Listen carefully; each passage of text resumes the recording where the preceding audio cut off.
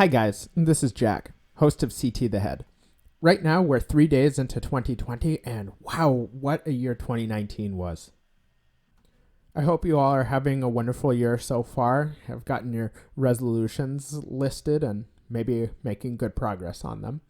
I said this episode would be a review of the book How Doctors Think, but that is not going to happen. With the holidays and our daughter's going through a fantastic sleep regression, I didn't have enough time to really sit down and comb through the book again and make enough notes and write anything for a full episode. So instead, I just want to look back at 2019, how this year has been for me, and contextualize this podcast and tell you guys a little bit of what I have in mind for this year. So this time last year, I was still on winter break, waiting for the spring semester to start at Minneapolis College. So I was getting my things ready, following my own guidelines that I listed in the last episode, 5 tips. I ended up taking the second semester of general biology, so biology 2, and intro to sociology, which I wouldn't have taken otherwise, except for apparently it's on the MCAT. So I took it. Also, this time last year, my wife was pregnant. So that was our main focus. And at that point, thus far, she didn't have any issues. The semester started and I was getting into the groove of classes. And I also went back to work. So at school, I was working as a math and science tutor in their academic success center. And I was also working in the library, not as a librarian, but just as an assistant. I was also looking for a different job. These 2 jobs didn't really pay that well since they were work study, so I needed to find something else. I actually really liked being a tutor. Number one, it was nice to keep my econ knowledge strong, and same with my math skills. There's no way I would sit down at my desk every day and do math on my own, unless I'm paid to do it. Minneapolis College also has a very diverse student body. I think it's one of the most diverse student bodies in the state. So as somebody who wants to be a doctor, it was really nice to be able to meet with people one-on-one or two-on-one. Yes, to tutor them, but kind of see that as some good experience for seeing patients. You really have to listen to people on what their issues are and their knowledge gap, and try to close those as much as possible and give them the tools and resources that they need. In February, I started a new job as a pharmacy technician at a Walgreens a couple blocks away from where I live. I don't want to go into too much detail, but it wasn't the best fit. A lot of micromanaging. I'm not used to that. I've had positions in the past where I've had quite a lot of autonomy, and I felt like there wasn't very much trust between any of the techs and the pharmacists. Plus, if you think about it, pharmacy techs and pharmacists, this is just my observation, there's quite a large skill and pay gap in retail pharmacy among those 2 groups. The pharmacists go to school for about the same amount of time as medical students, and increasingly they need to complete residencies too, and they get paid a lot more. I think I really have nothing to back this up, but I think retail pharmacists maybe make about $80,000 a year. If that's wrong, I apologize. Techs, you could do that job with just a high school diploma. There's a lot of stuff that you learn on the job in terms of insurance coverage, but there really isn't any. It's not a high skilled job, and it doesn't pay very well. I mean, full disclosure, I was making under $15 an hour, and that's one of the big reasons why it didn't work out, because I thought, well, I've been paid much more in the past, and with my skills, I'm sure there's something else out there that I could do. And in fact, being here, opportunity cost, being here, I'm losing money. Every hour that I'm working here is more money of an hour doing something else. I want to say this too. Walgreens is very anti-union. When I was in high school, I worked at a grocery store through my senior year, and some of college. And the union I belong to, at least unions that are in related to grocery, I thought it was very good. They're a very fair union.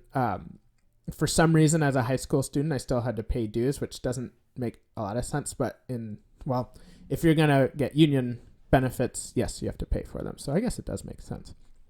However, Walgreens is very anti-union. They have a whole training section video about how you're not supposed, if you're ever approached by anybody presenting themselves as a union member or union representative in a parking lot, you're supposed to not talk to them. You're just supposed to ignore them, walk in this door, don't talk to them. It was a red flag. It made me uncomfortable. Unions do a lot of great things. I really don't know that much about unions, to be honest. But I know that they give employees a little bit more power in terms of dealing with management, and Walgreens is clearly not very interested in that. I think part of the reason they're so anti-union is because their shareholders want to keep their margins as high as possible. I can't imagine that they're operating on thin margins. I mean, the pills that we would sell at Walgreens, like things like Revlimid, which is a cancer medication, or Ibrance. Revlimid is like a couple thousand a pill. It's insane. I'll stop talking about Walgreens. I have a lot of beef with that company's practices. But anyway, in March 2019, my wife's pregnancy kind of took a turn. We'll talk more about this in a future episode, and I'll get to that concept of the future episode in a bit. My wife's blood pressure was being monitored all throughout her pregnancy, and I think she was on a baby aspirin, baby Tylenol, some low dose medication to help control her blood pressure. A couple days into the third trimester, this was mid-March. Her blood pressure was a little high the day before, higher than it had normally been under the control of the medication. So they wanted us to keep an eye on it. I took it on a Thursday morning, and it was 160 over 100, which, if you don't know a lot about blood pressure, that's pretty high. So that we understand what those numbers mean. The top number, 160, is what they call the systolic number, and the bottom number is what they call the diastolic number. The top number is the amount of pressure in millimeters of mercury. It's an old way of measuring pressure, but it's the amount of pressure it's the pressure that is exerted when your heart pumps, or when the left ventricle pumps or is contracted. The diastolic number is the number that is the pressure exerted when your heart is at rest. If the heart is still exerting a lot of pressure at rest, the bottom number being 100 in this case, that was concerning, very scary to me. So I immediately took her to the clinic. We called the triage nurse ahead of time and told them what the blood pressure reading was, and that we were on our way. And not so funny, but fun thing that happened this day too is I had an exam in biology, which of course I had studied for, but my wife is my priority. So I texted a couple friends. I even emailed, this is what you should do, so I shouldn't say but I emailed my professor and told him a little bit about what was going on and asked if I could maybe make up the exam at a later time.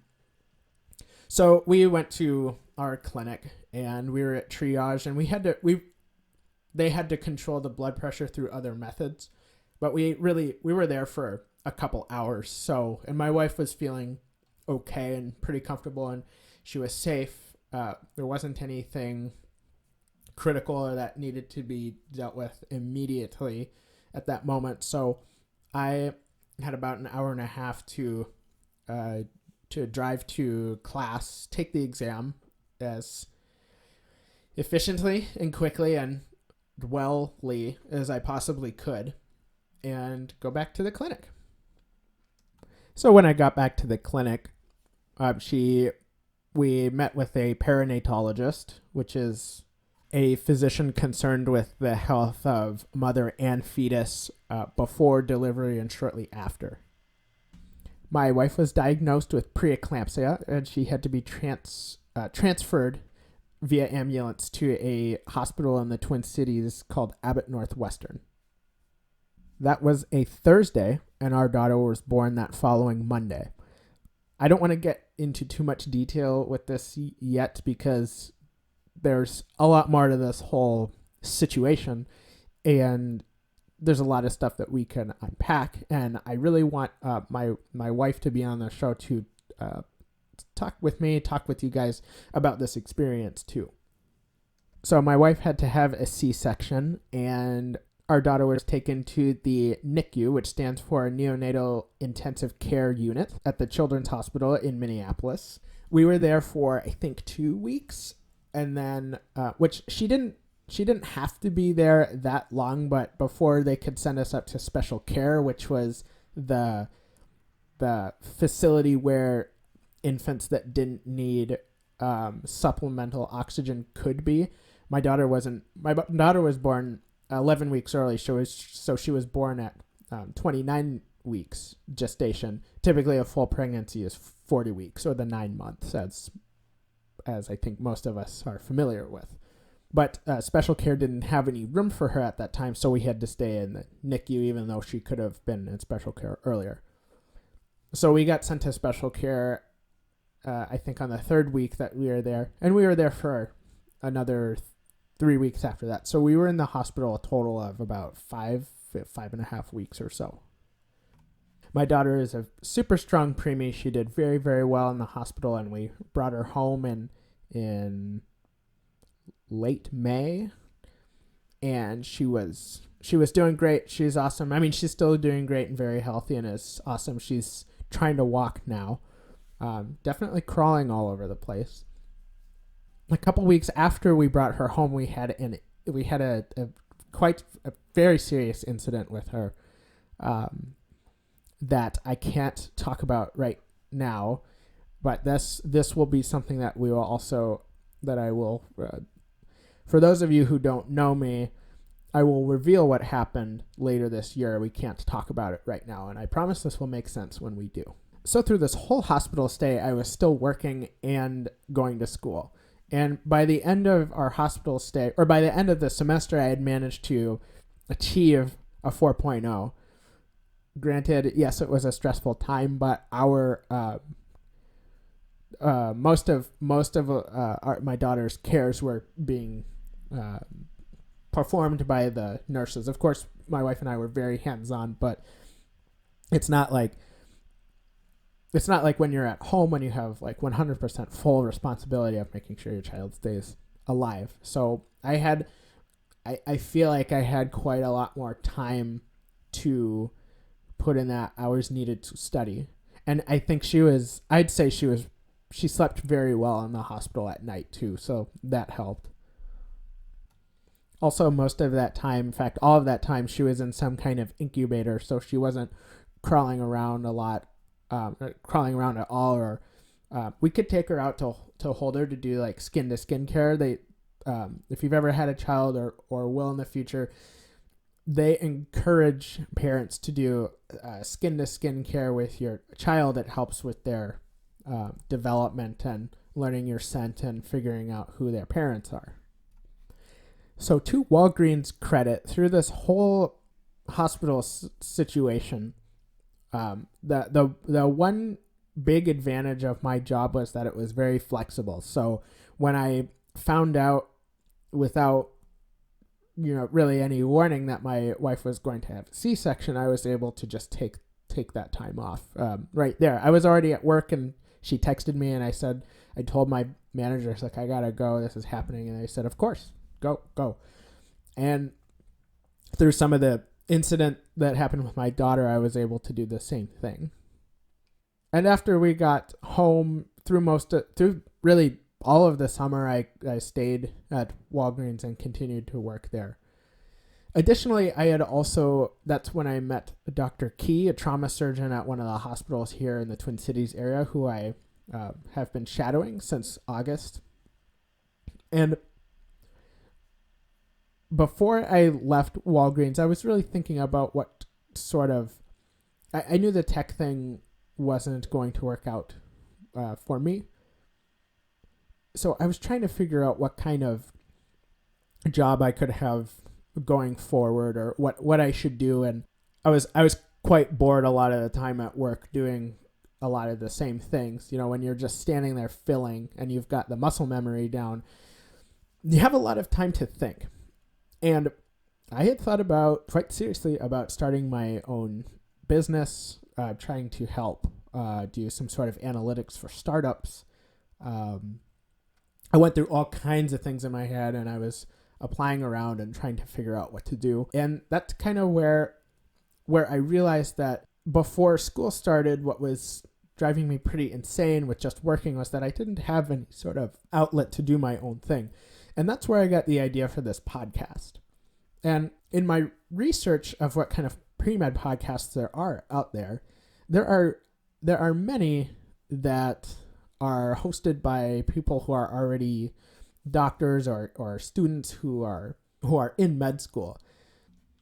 And for me, documenting things is really important. It's a lot of fun to look back and see where you were and kind of how much progress you've made and what you've done up until the point you are at now.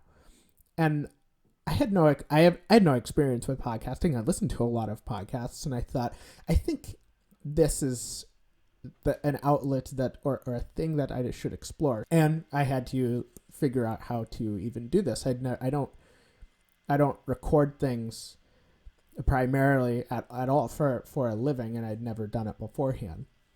So I bought some, a used mic and a couple things that I would need. I didn't buy anything new because I really wasn't sure if I wanted to commit to this really, or if maybe I would do it and I hate it. So I wanted the initial investment to be fairly small. So I got the equipment together and kind of drew out ahead of time what my first couple episodes would look like. So I started this podcast, made the intro, made the overstaffed episode, and I think those were the first two that I had on for a while. And I have been okay at making one every month. I know I completely skipped December, and I think this one will be the last one for a while until I'm able to talk about more about my daughter's incident. But I'll talk a little bit more about that in a little bit too. So in August, I left Walgreens and I actually started driving for Lyft, which has been surprisingly fun. It's not so much the money that you make from it, which it actually pays quite well. And to my point earlier about every hour spent at Walgreens was lost money that I could be making somewhere else. At least in the Twin Cities, I average about $20 an hour doing Lyft. Yes, what Lyft has is quite clever because Lyft itself, they own the money generating asset of the company and the app software that I'm sure is patented. But all the drivers, not only are they technically what's the word? Independent contractors. Lyft has no obligation to pay health benefits or wages beyond what they take from each ride. And obviously, the drivers own their own vehicles, but vehicles in and of themselves are liabilities that cost money. You have to pay for gas. There's depreciation on the vehicle, etc. But beyond that, I've met a lot of really interesting people doing Lyft, and I actually quite enjoy it. It's not a sustainable job for me, for the long term. I do have to work nights. I don't really like that, but I also don't do rides really late because I don't want to pick up drunk people. I'm often home before 8 o'clock, and that works out just fine. Around the same time I started driving for Lyft, school started, and I started going to Metropolitan State University in St. Paul, or Metro State. Now, I was taking cell biology and organic chemistry there, and I think getting used to being a parent is quite a large adjustment.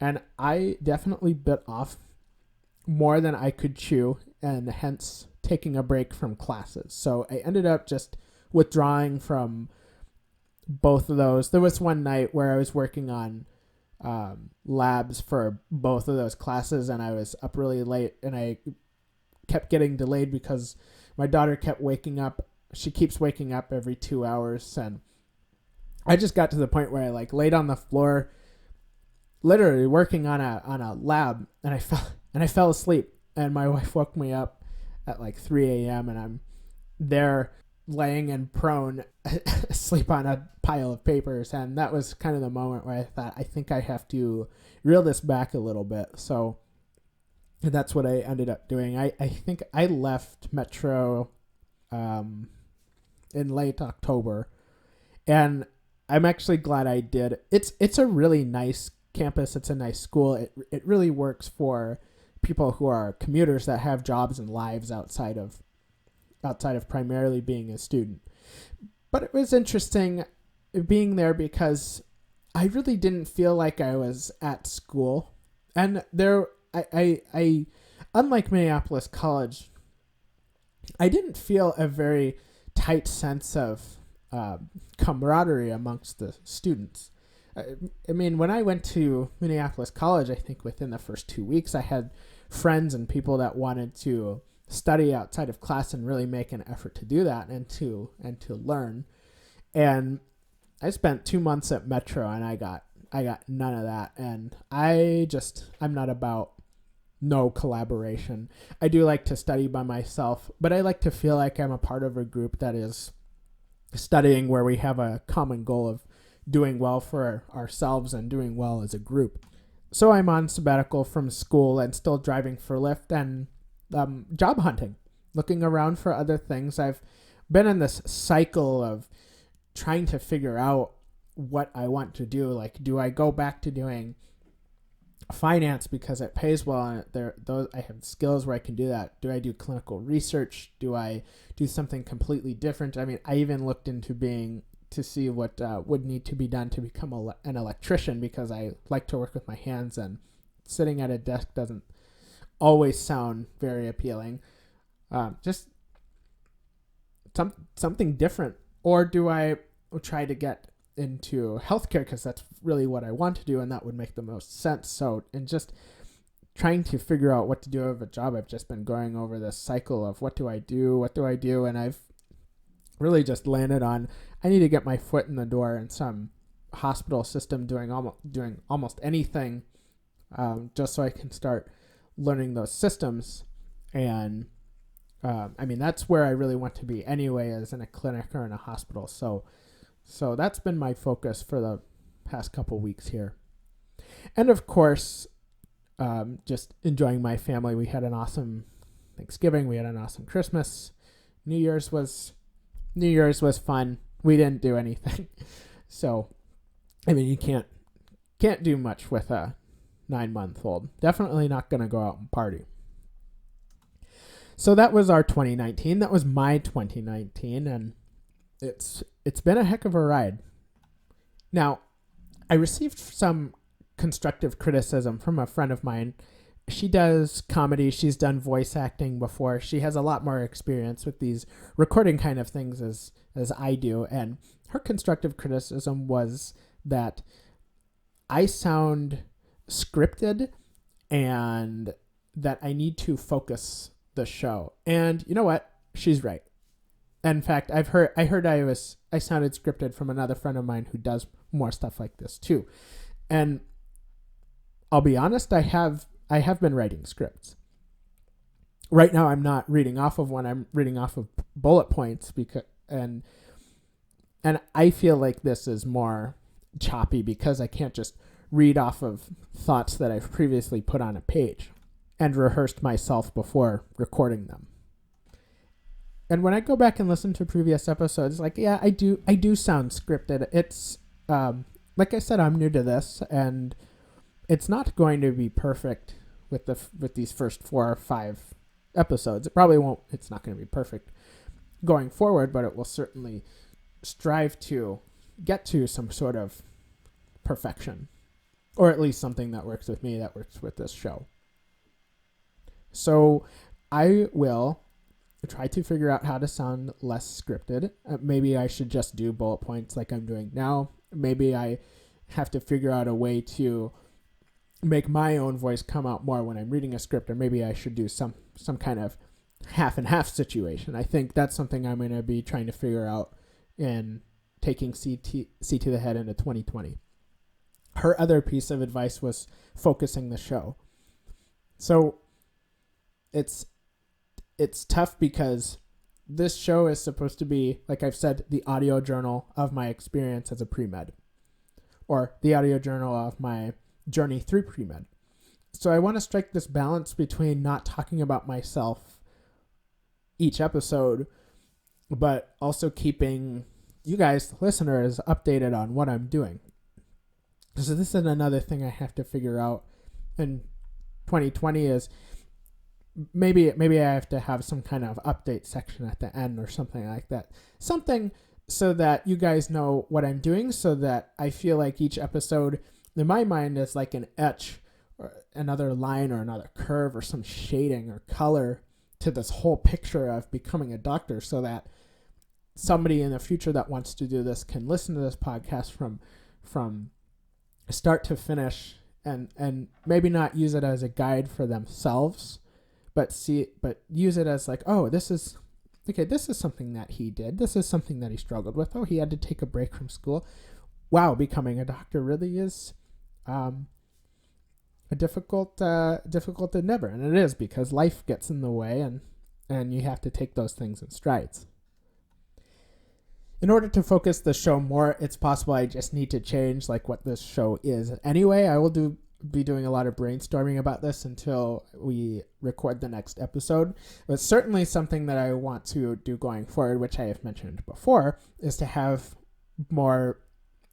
people other than myself, Jack. I mean, I'm pretty awesome, but I know some much more awesome people, such as my wife, that could be on here, that could make this show a lot more rich and engaging. Now, in order to do that, I need to buy additional equipment. I need different things in order to do that from a logistical standpoint. I have plenty of friends who are kind of doing the same thing as I am. They're in different stages of pre-meddom, or they were nurses and they're trying to go into research, or they have other family who have done who have had incredible medical experiences as healthcare practitioners, people whose stories can be shared to give more information to future pre-meds. In fact, one of my hopes for this show is that it can be something that inspires or engages or encourages future students to pursue medicine or to keep going. And pursue medicine doesn't necessarily mean to become a physician. You can do whatever you want. It's a huge field, and it's all very exciting. But I hope as I continue this podcast through pre-med, finishing classes, taking the MCAT, doing everything I need to do, interviews, applying, hopefully getting into med school, and continuing to do the podcast through there if I can manage that. And certainly as a physician, I envision this podcast molding itself around my life doing this and my experience, that it will become something, a tool, or, like I said, an inspiration for people to want to do the same thing or to do something similar. And part of the reason I want people I know on this show is because they have kind of the same thing. They have these amazing experiences, and those experiences and those stories can further layer onto this inspiration that I hope to convey to others. So going forward, the main things are are going to be me trying to make my colorful personality come out more, focusing this show in some way where, in some manner that doesn't take away from the bigger picture and the overall goal that I have for this show. And of course, anything significant that occurs on my journey, I will make into an episode. In fact, one very significant thing that happened that I forgot to mention in February 2019, I did talk about this in the networking episode, is I co-authored an abstract that was, the abstract was what factors contribute to complications of endoscopy procedures. There was some basic data work, and we put together essentially an abstract is a small paper, but it was turned into a poster, and it was presented at this forum called Digestive Disease Week in San Diego, California in May, which I couldn't make because we had just gotten out of the hospital after that whole ordeal, and then not even knowing that the incident that would happen to my daughter was going to happen yet. So I had to stay in Minneapolis. But that was something that happened. That's something I managed to accomplish on this journey. And like I've said before, research is very important, especially if you enjoy it. But it's important in your applications to show that you're passionate and that you've gotten your hands dirty in some clinical research. At the same time, you don't want to look at research as just getting into any old thing that you can.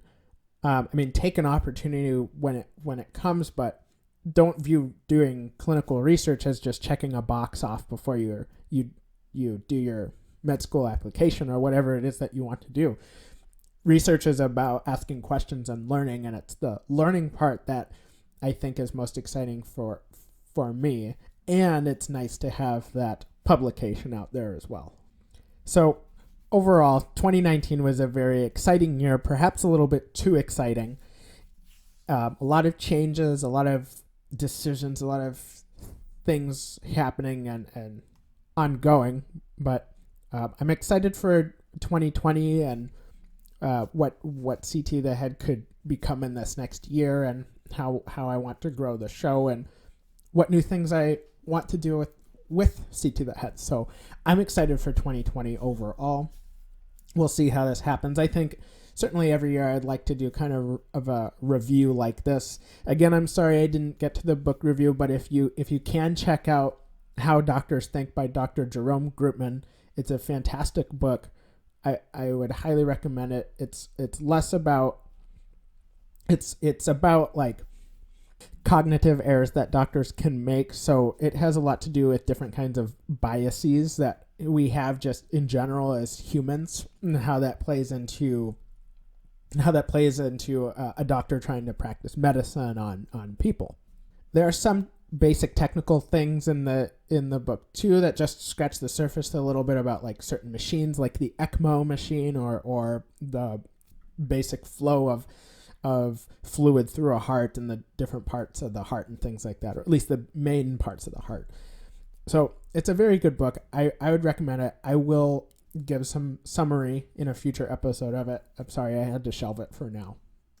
So Happy New Year, everybody. I hope you make it a great one, and you'll hear from me as soon as we're able to talk to you about our daughter's incident. Thanks for the people that have listened to this show. It means a lot to me. It's been fun, and it's not like I see like thousands of people listening to this, but it's just a fun project that I have that I enjoy doing. So thank you for participating. Cue the guitar music.